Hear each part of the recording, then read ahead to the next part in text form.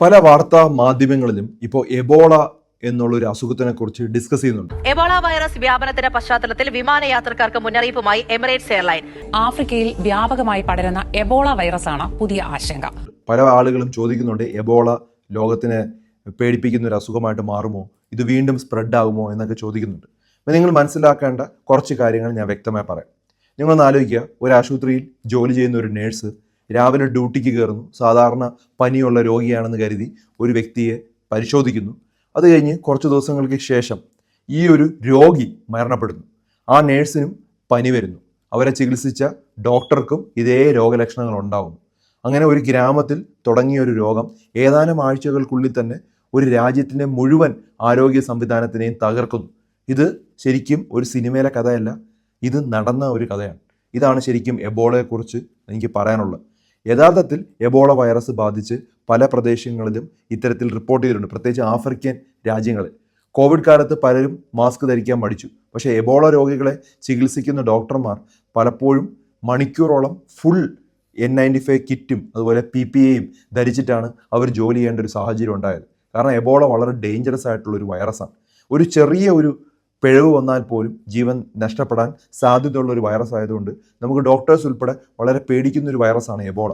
എന്തുകൊണ്ടാണ് ലോകം എബോള ഇത്രമധികം ഭയപ്പെടുന്നത് അല്ലെങ്കിൽ പേടിക്കുന്നതെന്ന് പറഞ്ഞു കഴിഞ്ഞാൽ നമ്മൾ മനസ്സിലാക്കേണ്ടതിൻ്റെ മരണനിരക്കാണ്. 50 മുതൽ 90% COVID-19 ആദ്യത്തെ വേരിയൻ്റ് വന്നപ്പോഴും അതിൻ്റെ മരണനിരക്ക് വളരെ ഒരു 3% ആയിരുന്നു.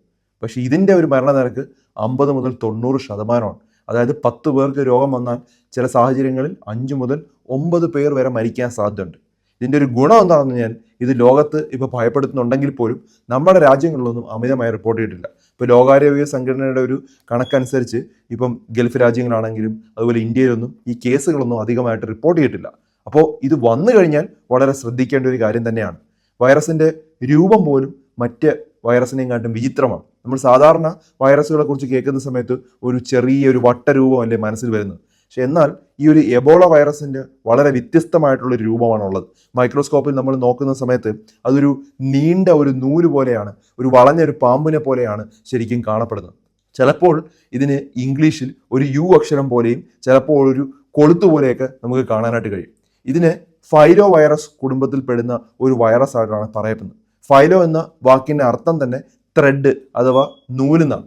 അപ്പോൾ അതുകൊണ്ടാണ് അങ്ങനെ ഒരു പേര് അതിന് വന്നത്. അപ്പോൾ ഇത്രയും നാൾ ഈ വൈറസ് എവിടെയായിരുന്നു എന്ന് ചോദിച്ചു കഴിഞ്ഞാൽ ചില വവ്വാലുകളിൽ ഈ ഒരു വൈറസ് ഉണ്ട്, പക്ഷെ അവർക്ക് ആ അസുഖം ഉണ്ടാക്കാറില്ല.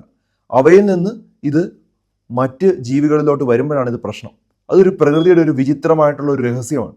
അവർക്ക് അസുഖം ഉണ്ടാക്കുകയില്ല, അത് മനുഷ്യരിലേക്ക് ഈ വൈറസ് വരികയും ചെയ്യും. ഒരു വനപ്രദേശത്ത് ഒരു രോഗബാധിത ഒരു കുരങ്ങ് മരിക്കുന്നു. ഓക്കെ, അത് മനുഷ്യർ കൈകാര്യം ചെയ്യുന്നു, കൈ കൊണ്ടൊക്കെ ഗ്ലൗസ് ഇല്ലാതെ കൈകാര്യം ചെയ്യുന്നു. അല്ലെങ്കിൽ അതിനെ വേട്ടയാടുന്നു എന്ന് കരുതുക, അല്ലെങ്കിൽ അതിൻ്റെ മാംസം നമ്മൾ കഴിക്കുന്നു, അല്ലെങ്കിൽ അതിനെ തൊടുന്നു. ഇങ്ങനെയാണ് ഈ പകർച്ചവ്യാധികൾ മിക്കതും ആരംഭിക്കുന്നത്. അങ്ങനെയാണ് കരുതപ്പെടുന്നത്. അങ്ങനെ ഒരു രോഗി അസുഖം ഉണ്ടാകുന്നു, അദ്ദേഹത്തിന് കുടുംബാംഗങ്ങൾ അദ്ദേഹത്തിനെ പരിചരിക്കുന്നു, അദ്ദേഹത്തിനും ഇത്തരത്തിലുള്ള രോഗലക്ഷണങ്ങൾ ഉണ്ടാകുന്നു, അവർക്കും രോഗം വരുന്നു. അവരിൽ ഒരാൾ ആശുപത്രിയിലെത്തുന്നു, അവിടെ മറ്റ് രോഗികളുമായിട്ട് ഈ ആരോഗ്യ പ്രവർത്തകരുമായിട്ട് സമ്പർക്കം ഉണ്ടാകുന്നു. ഇങ്ങനെ ഒരു രോഗി 10,000-കണക്കിന് രോഗികളെ ഉണ്ടാക്കാം. ഇങ്ങനെയാണ് ഈ ഒരു കേസ് ഉണ്ടാകുന്നത്. ഇപ്പോൾ എബോള റിപ്പോർട്ട് ചെയ്ത സ്ഥലത്തെല്ലാം വളരെ ഒരു കർശനമായ നിയന്ത്രണങ്ങളുണ്ട്. എബോള നമ്മുടെ ശരീരത്തിൽ കയറിയാൽ എന്താണ് സംഭവിക്കുന്നത് ചോദിച്ചു കഴിഞ്ഞാൽ നമ്മുടെ ശരീരത്തിൽ നമുക്കൊരു സൈന്യമുണ്ട്, അതായത് എന്തിനേയും പ്രതിരോധിക്കാനുള്ള ഒരു സൈന്യം.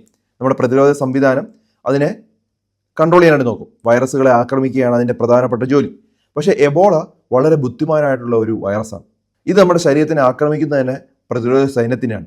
ആദ്യം തന്നെ അതിനെ അങ്ങ് സപ്രസ് ചെയ്യും, എന്നിട്ട് ശരീരത്തിലുടനീളം അത് പടരും. രക്തക്കുഴലുകളുടെ മതിലുകൾക്ക് കേടുപാടുകൾ ഉണ്ടാക്കുന്നു, അത് കരളിനെ ബാധിക്കുന്നു. കരളൊക്കെ പെട്ടെന്ന് ഫെയിലുകളിലോട്ട് പോകും. പിന്നെ അതിനുശേഷം വൃക്കകളെ ബാധിക്കുന്നു. അഡ്രിനൽ ഗ്രന്ഥിയുണ്ട്, അതിനെ ബാധിക്കുന്നു. അപ്പം നമ്മുടെ ബ്ലഡ് പ്രഷറൊക്കെ വ്യത്യാസം വരും. രക്തം കട്ട പിടിക്കുന്ന ഒരു സംവിധാനത്തിനെ തകർക്കുന്നു. അപ്പോൾ ശരീരത്തിനകത്ത് വലിയ വലിയ മാറ്റങ്ങൾ ഉണ്ടാവും, അതായത് ബ്ലീഡിങ് ഉണ്ടാവും. അപ്പോൾ ആദ്യത്തെ ദിവസം രോഗിക്ക് ചെറിയൊരു പനിയായിരിക്കും ഉണ്ടാകുന്നത്. രണ്ടാമത്തെ ദിവസം ശരീരവേദന ഉണ്ടാവും. മൂന്നാമത്തെ ദിവസം ഭക്ഷണം കഴിക്കാൻ ബുദ്ധിമുട്ടായിരിക്കും ഉണ്ടാകുന്നത്. നാലാമത്തെ ദിവസം ഛർദി ഉണ്ടാവും. അഞ്ചാമത്തെ ദിവസം വയറിളക്കം ഉണ്ടാവും. ഒരു 6-ാമത്തെ ദിവസമൊക്കെ ആകുമ്പോൾ കിടക്കയിൽ നിന്ന് എഴുന്നേക്കാൻ പറ്റാത്ത പോലെ ക്ഷീണം, എഴുന്നേക്കാൻ പറ്റുന്നില്ല, അത്രമാത്രം പനി. ശരീരത്തിൽ വെള്ളം നഷ്ടപ്പെട്ടുകൊണ്ടേയിരിക്കുകയാണ്. പിന്നെ അതുപോലെ മുഖം ക്ഷീണിക്കുന്നു, മുഖം ഒട്ടുന്നു, നമ്മുടെ ബ്ലഡ് പ്രഷർ താഴോട്ട് പോകും. ഓക്കെ, ചിലർക്ക് ശ്വാസതടസ്സവും ഉണ്ടാവും. അത് കഴിഞ്ഞിട്ടാണ് വളരെ ഡേഞ്ചറസ് ആയിട്ടുള്ള എബോളയിലോട്ട് വരുന്നത്. അതായത് ബ്ലീഡിങ്ങും പല ഓർഗൻസിനെയും അഫക്റ്റ് ചെയ്യും. എന്തുകൊണ്ടാണ് ചിലർ രക്ഷപ്പെടുന്നതെന്ന് പറഞ്ഞു കഴിഞ്ഞാൽ ഇതാണ് നമുക്കൊരു പ്രതീക്ഷ നൽകുന്ന ഒരു ഭാഗം. എല്ലായ്പ്പോഴും ഇത് മരണം ഉണ്ടാക്കുന്നില്ല. ഞാൻ പറഞ്ഞതുപോലെ 50% ആളുകൾ കൂടുതൽ രക്ഷപ്പെടുന്നുണ്ട്. ഓക്കെ, അപ്പോൾ എന്തുകൊണ്ടാണ്? അവരുടെ ഒരു പ്രതിരോധ സംവിധാനം വൈറസിനെ നിയന്ത്രിക്കാൻ കഴിയുന്നു എന്നുള്ളതുകൊണ്ടാണ്. അവരുടെ പ്രതിരോധ ശക്തി വളരെ ഹൈ ആണ്.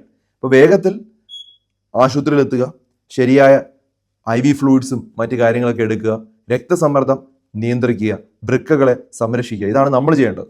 അപ്പോൾ ചികിത്സ വളരെ ഇമ്പോർട്ടൻ്റ് തന്നെയാണ്. നമ്മുടെ രോഗപ്രതിരോധ ശക്തി നിലനിർത്തുന്നത് ഇമ്പോർട്ടൻ്റ് ആണ്.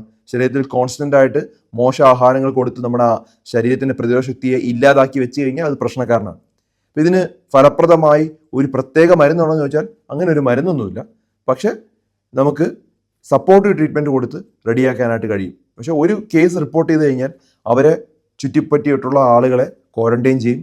വളരെ കർശനമായിട്ട് അവരെ നമ്മൾ ഐസൊലേറ്റ് ചെയ്യും. കാരണം ഇത് കോവിഡിനെയും കാട്ടും ഡേഞ്ചറസ് ആയിട്ടുള്ള അസുഖമാണ്.